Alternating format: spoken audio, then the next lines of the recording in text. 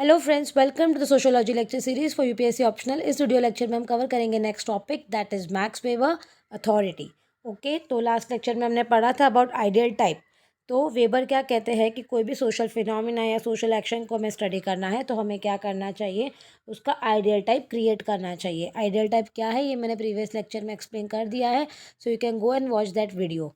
Okay, तो ideal type में हम ब्रॉडली क्या करते हैं, कोई भी एक्शन का पर्टिकुलर ट्रेड्स या कैरेक्टरिस्टिक्स या फीचर्स उठाते हैं और वो कैसे उठाते हैं तो इंडिविजुअल खुद अपने इंटरप्रिटेशंस करता है। जो भी इन्वेस्टिगेटर है, जैसे आप अगर इन्वेस्टिगेटर हो तो आप पर्टिकुलर एक्शन के क्या करोगे, मेन मेन पॉइंट्स उठाओगे एंड उसको स्टडी करोगे, that is an ideal type. ठीक है, तो वेबर ने भी क्या किया, अथॉरिटी को एक्सप्लेन करने के लिए अथॉरिटी का आइडियल टाइप बनाया कि अथॉरिटी में मेनली क्या क्या होता है या फिर उसका सोर्सेज क्या है, अथॉरिटी कैसी होती है, अथॉरिटी के टाइप्स बता दिए।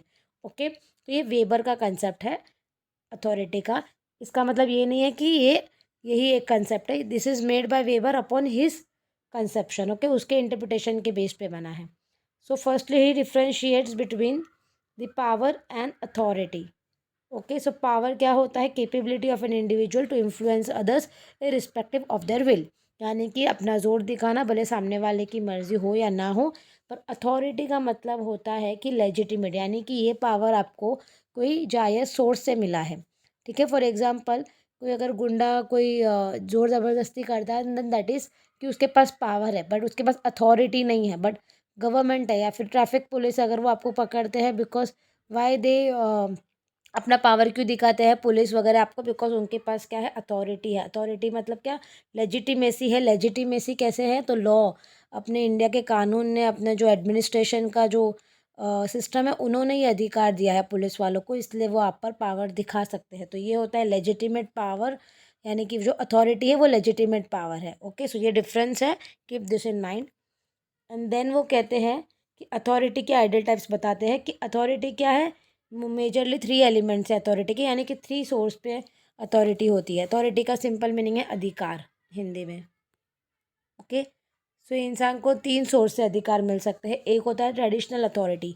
ट्रेडिशनल यानी कि क्या, ट्रेडिशनल सिस्टम से जिसको अधिकार मिले हो। For example beliefs, customs, values, यानी कि पहले जो किंग होते थे, राइट, मोनार्क वगैरह होते थे, तो लोग उनकी बात क्यों मानते थे, या फिर किंग प्रजा पे अधिकार क्यों बताती थी, क्यों जताती थी, बिकॉज ये उनका सिस्टम था, उनका बिलीव्स था, उनका कस्टम्स था उस टाइम पे।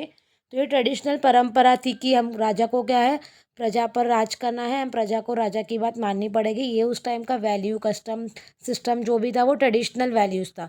तो जो सिस्टम यानी कि जो अथॉरिटी ट्रेडिशंस के बेस पे होती है उसे हम ट्रेडिशनल अथॉरिटी कहते हैं। फॉर एग्जांपल मैरिजेज में, स्पेशली इंडियन मैरिजेज में ग्रैंड पेरेंट्स का बहुत रोल होता है कि कुछ भी आप करते हो तो उनको पूछना पड़ता है, कुछ लेन देन का हो, जो भी हो, फॉर एक्स वाई जेड। तो ये क्यों होता है, बिकॉज ये हमारे, हम उनको ये हक क्यों देते हैं, because of our belief, our customs, our traditions. तो इसलिए वो आप पर अधिकार जताते हैं, राइट। आपको उनकी सुननी पड़ती है, बड़ों की सुननी पड़ती है in rituals and every other customs, right. तो ये होता है traditional authority.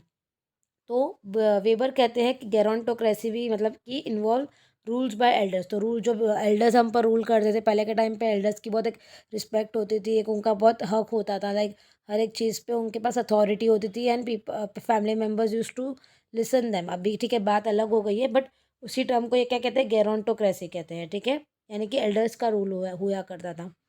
So this authority act as a barrier to development of rationality. लेकिन इस अथॉरिटी में प्रॉब्लम क्या है कि ये भी रैशनैलिटी यानी कि क्वेश्चन नहीं उठाती है। जैसे प्रजा जो थी वो राजा पे क्वेश्चन नहीं उठाती थी। ओके, जो राजा ने कहा वो लोग मान लेते थे। सो ये अथॉरिटी क्या है, ये क्या करती है, सवाल नहीं उठाती है। तो यहाँ से इकोनॉमिक स्ट्रक्चर भी जो है वो इरेशनल होता है एंड कैपिटलिज्म का भी डेवलपमेंट नहीं दिखता है इस टाइप की अथॉरिटी में। ओके, बिकॉज यहाँ पे कोई क्वेश्चन नहीं उठा रहा है, कोई इंडिविजुअल कोई रीज़न फाइंड आउट करने की कोशिश नहीं कर रहा है कि ये अथॉरिटी राइट है, नहीं है, ऐसा का होना चाहिए, नहीं होना चाहिए। तो इसलिए ये क्या है, ये एक बैरियर की तरह है, ऐसा वेबर का कहना है। ठीक है, ये उनका आइडियल टाइप है, तो ये उन्होंने अपना जो इंटरप्रिटेशन है अथॉरिटी को लेके वो एक्सप्लेन किया है। Second is the charismatic authority.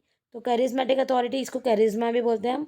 तो इसका मतलब होता है कि अफेक्शन, यानी कि आप किसी की अथॉरिटी या किसी को हक क्यों देते हो, क्योंकि या तो आप उसको अफेक्टेड हो, आप उसको पसंद करते हो, आप उसकी पर्सनैलिटी को बहुत चाहते हो, इसीलिए आप क्या करते हो, आप उसको अधिकार देते हो कि वो आपके लिए फैसले ले। Okay, for example Mahatma Gandhi.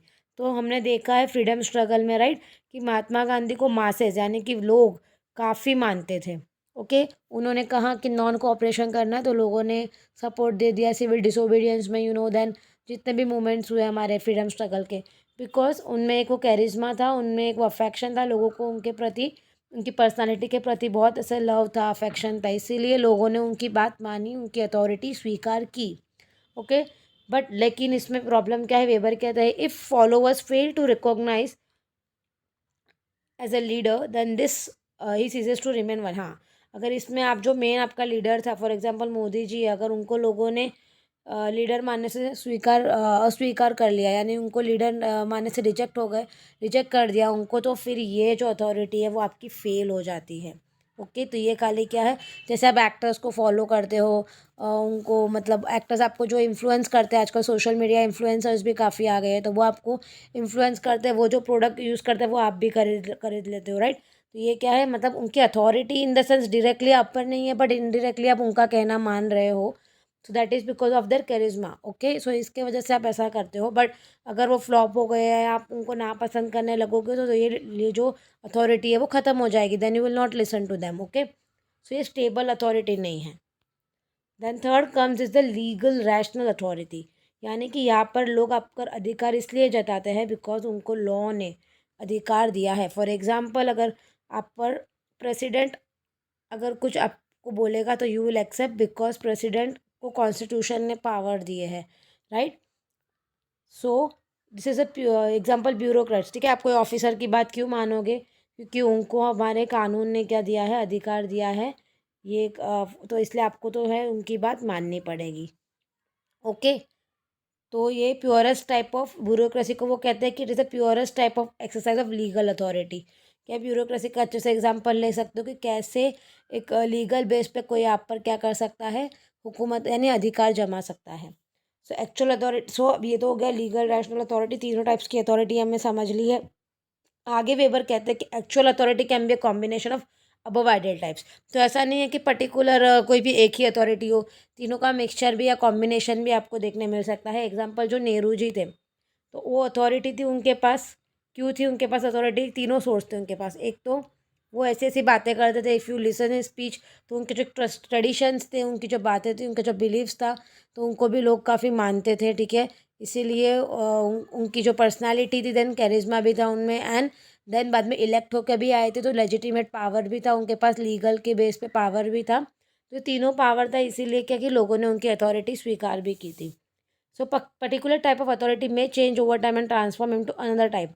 This is called routinization of charisma. तो इसका मतलब क्या होता है कि सपोज आपने किसी इंसान को अथॉरिटी दे दी बिकॉज जैसे मोदी जी का एग्जांपल लेते, because he has a good charisma, उनकी पर्सनालिटी इतनी अच्छी है कि पीपल स्टार्टेड एडमायरिंग हिम। अब धीरे धीरे एडमायर करने के बाद people started voting him and then he became the prime minister. तो पहले, ठीक है, वो एक खाली पर्सनालिटी थे, अच्छी पर्सनालिटी थे, एंड देन वो क्या बन गए, प्राइम मिनिस्टर बन गए। तो पहले भी लोग उनकी मानते ही थे, अब तो उनके पास और भी क्या आ गया है, लीगल रैशनल पावर, यानी कि खुद प्राइम मिनिस्टर की तो आपको बात माननी है बिकॉज ये हमारे कॉन्स्टिट्यूशन ने पावर दिया है, राइट, उनको।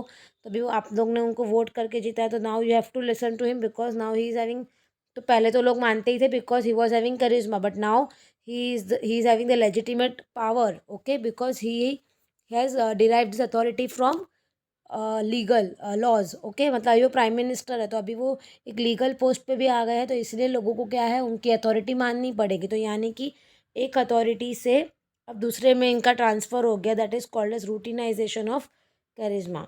ओके, एंड देन एक वो कहते हैं ट्रेडिशनलाइजेशन ऑफ रैशनैलिटी, यानी कि पहले के जो ट्रेडिशंस थे वो आज जाके क्या हो गए हैं, खुद रैशनैलिटी ही बन गए हैं, यानी कि रीजनिंग, यानी कि लॉजिकल हो गए हैं। फॉर एग्जाम्पल, रिस्पेक्ट करना, ऑनेस्टी करना, ये सारे क्या थे, ये सारे ट्रेडिशंस हुआ करते थे कि एथिक्स ये पहले की वैल्यूज़ ही थे। तो अभी हमने इस पे लॉज बना दिए, राइट, करप्शन को, ये प्रिवेंशन ऑफ करप्शन एक्ट, ये वो, तो सारे जो है ट्रेडिशनलाइजेशन का क्या हो रहा है, रैशनैलिटी बन रही है। तो ये भी एक टाइप का क्या हो रहा है, फॉर्म चेंज हो रहा है ऑफ अथॉरिटी का। ओके, देन क्रिटिसिजम्स है कि माइकल फूको कहते हैं कि power and authority don't lie with particular institutions, they are highly dispersed in society in operates at all levels. कि आप कहते हो अथॉरिटी खाली ट्रेडिशनल या लीगल या ऐसा नहीं है, हर एक जगह पे कोई ना कोई अथॉरिटी देखने मिलती ही है। सो पर्टिकुलर इंस्टीट्यूशंस में ही नहीं है, ये हर जगह है, पावर और अथॉरिटी आपको हर जगह देखने मिलेगा।